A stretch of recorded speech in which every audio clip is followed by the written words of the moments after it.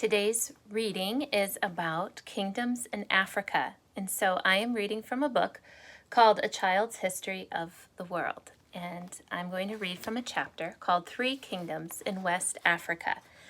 There is one picture, so I'll be sure to zoom that in closer to the screen. At the same time that medieval kingdoms like England and France were becoming important in Europe, three kingdoms in West Africa also grew strong and wealthy. They were called Ghana, Mali, and Songhai. These kingdoms were south of the Sahara Desert along the Niger River. On your map, each kingdom is outlined with a different kind of line, and I'm going to show you this. Okay? Can you see closely the three kingdoms? Songhai has the dotted.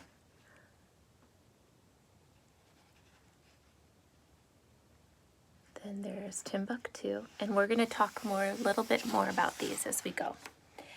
This part of Africa was very wealthy because gold was mined there.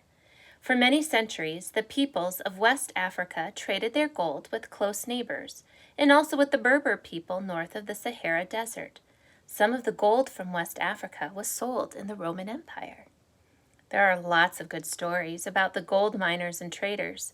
When the miners had gold to trade, they would carry their nuggets far away from the mines. They didn't want strangers to find out exactly where the gold came from. The miners would wait in a place that both sides agreed upon. The traders would come and leave what they had to trade. After the traders were out of sight, the miners would leave some gold. Then they would hide. They didn't want to meet the traders, who might force them to tell the location of the mines.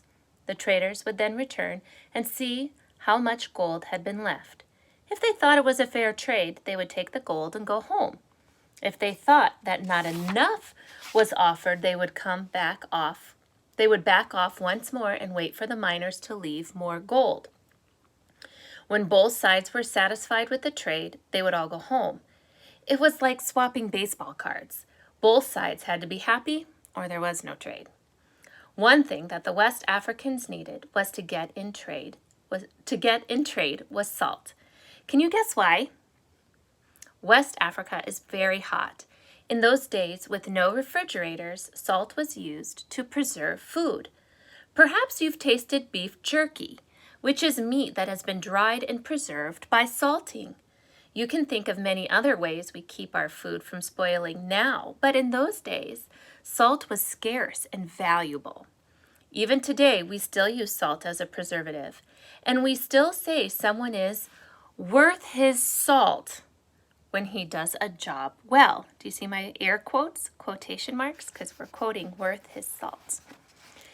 It just so happened that there was a lot of salt on the north side of the Sahara Desert. So the people of the Niger River traded with the Berbers of North Africa gold for salt. Salt was so valuable that West Africans and Berbers traded an even weight of gold for salt.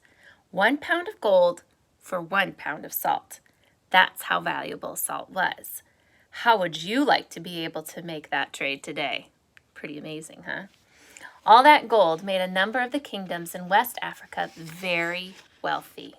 First, a kingdom called Ghana grew large by conquering many of its neighbors.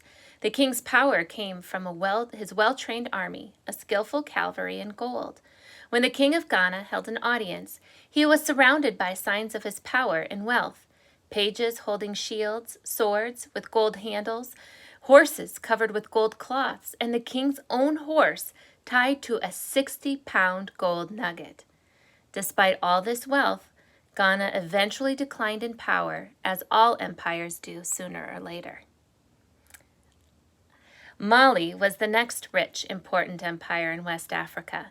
One king, Sundiata, conquered the cities important in the trade crossing the Sahara. He also conquered rich gold fields. This king was not only rich, but he was also smart. Whenever his army conquered new land, he put the soldiers to work converting it to farmland until it was time for the next battle.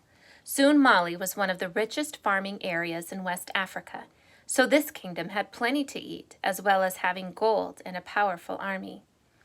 The most famous king of Mali was Mansa Musa, who ruled during the 14th century. He extended his empire westward to the Atlantic Ocean and ruled perhaps 8 million people.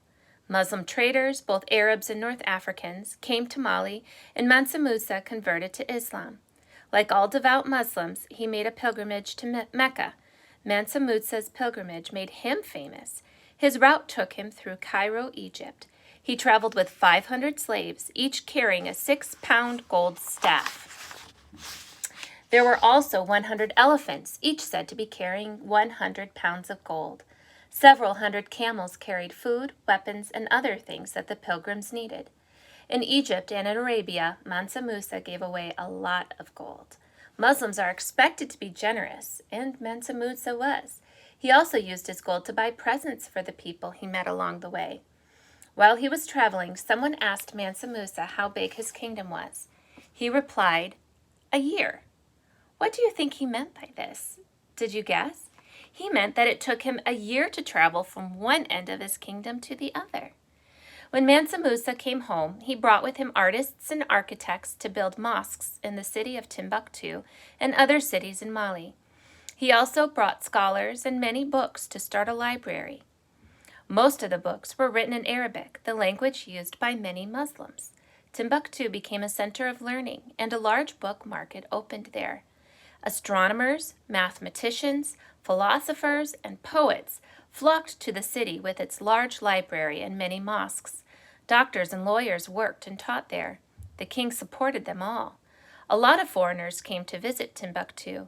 Some of these visitors wrote about their trips, so we can read what they said. One Muslim traveler who came from North Africa discovered an astonishing thing. Women were allowed to study and were treated with as much respect as men. After Mansa Musa died, the Empire of Mali began to split apart. Soon, a third important empire, Songhai, arose in the Niger River area. In Songhai, the king's wealth again was based on gold, and he commanded strong armies.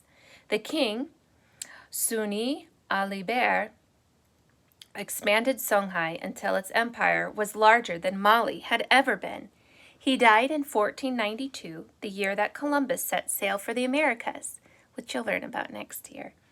After this time, Songhai was weakened by foreigners, first by Moroccans from North Africa, and then by the Portuguese, who began sailing and trading along the African coast.